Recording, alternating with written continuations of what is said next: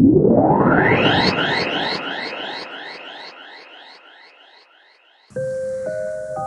हूँ एलिफ। अगर आपको हमारी बनाई हुई वीडियोस अच्छी लगी तो हमारे चैनल को लाइक, सब्सक्राइब और हाँ, कमेंट करना बिल्कुल मत भूलिएगा।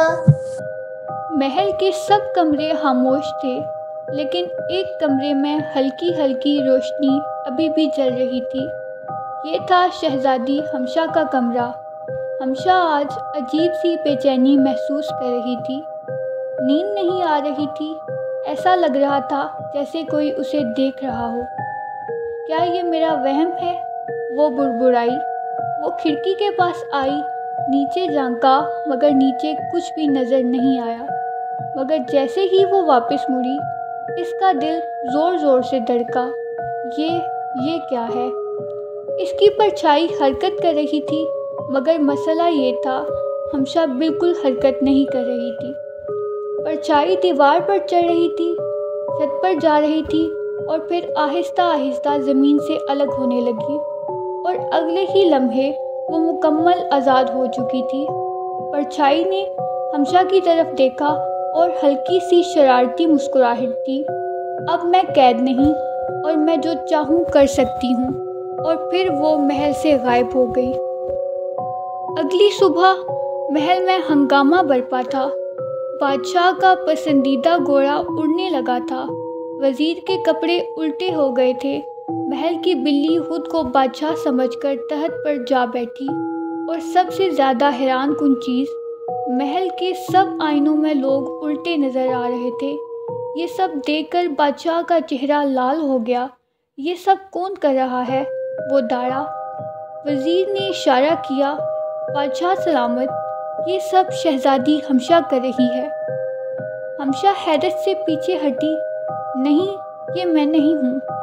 मगर सब उसे शक भरी नज़रों से देख रहे थे। उसी लम्हे महल के दरो दीवार पर एक साया नज़र आया और वो साया मुस्कुरा रहा था। ये हमशा की परछाई थी, जो शरारतों का पूरा तूफान लेकर आई थी। हमशा को यकीन हो गया कि अगर इसने कुछ ना किया तो ये शरारतें खतरनाक हो सकती हैं।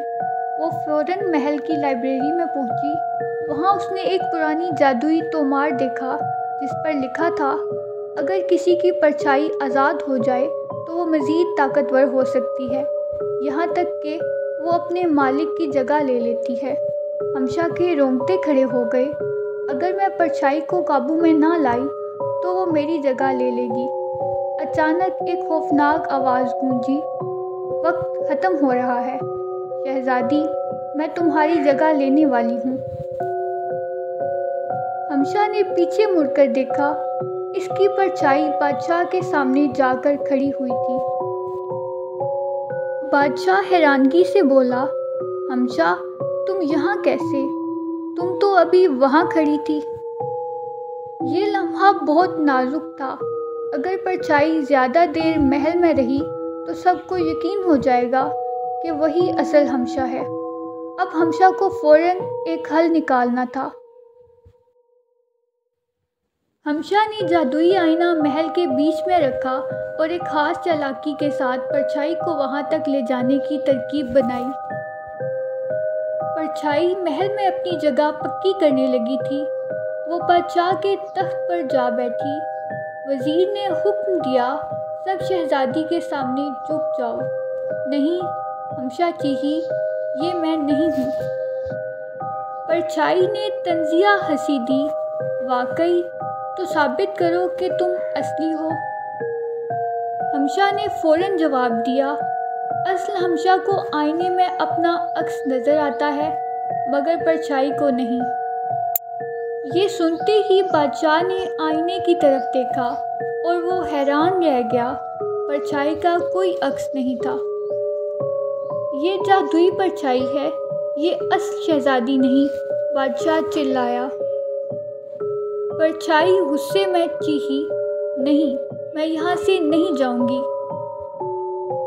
हमशा ने जादुई आईने के सामने खड़े होकर जादुई अल्फाज अदा किए, अंधेरे की कुव्वत रोशनी में बदल, जो भटक गया वो वापस आ जाए। अचानक परछाई ज़ोर ज़ोर से हिलने लगी। नहीं नहीं। एक ज़ोरदार रोशनी चमकी और परछाई ज़ोर ज़ोर से खींचती हुई वापस हमशा के साथ जुड़ गई। महल के सब लोग हैरत से देख रहे थे। सब कुछ नॉर्मल हो चुका था। जब हमशा ने अपनी परछाई को आज़ाद होते देखा तो उसे लगा कि ये कोई जादुई इत्तेफाक था, लेकिन पुराने बादशाह के कमरे में मिलने वाली एक कदीम किताब ने सच्चाई से पर्दा हटा दिया। ये कोई आम परछाई नहीं थी, ये खुद हमशा का बिछड़ा हुआ दूसरा हिस्सा था। सालों पहले जब हमशा की पैदाइश हुई तो एक स्याह जादूगर महल पर हमला करना चाहता था, लेकिन मलका ने अपनी जादुई मंत्र पढ़ा और हमशा को बचा लिया। मगर कीमत ये थी कि इसकी एक परछाई अलग होगी। क्या ये मुमकिन है? मेरी परछाई हमेशा मेरे अंदर थी, लेकिन अब आज़ाद हो गई। हमशा के दिल में खौफ की लहर दौड़ गई।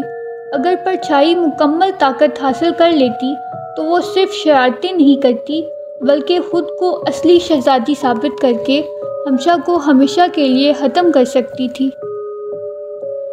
अगली सुबह महल के सब लोग अपने रोज़मर्रा के कामों में लग गए। बादशाह ने हमशा की अक्लमंदी को सराहा और कहा, बेटी, तुमने आज हमें एक सबक दिया। अगर ताकत हमारे पास हो तो उसे काबू में रखना चाहिए, वरना वो हमें काबू कर लेती है। हमशा ने मुस्कुराकर जवाब दिया, और कुछ चीज़ें ऐसी होती हैं जिन्हें कभी तन्हा नहीं छोड़ना चाहिए, जैसे अपनी परछाई। ये कहानी तो ख़त्म हो गई, मगर शायद किसी और रात, किसी और चांद ग्रहण में परछाई फिर से आज़ाद हो जाए। मैं हूँ एलिफ। अगर आपको हमारी बनाई हुई वीडियोस अच्छी लगी तो हमारे चैनल को लाइक, सब्सक्राइब और हाँ, कमेंट करना बिल्कुल मत भूलिएगा।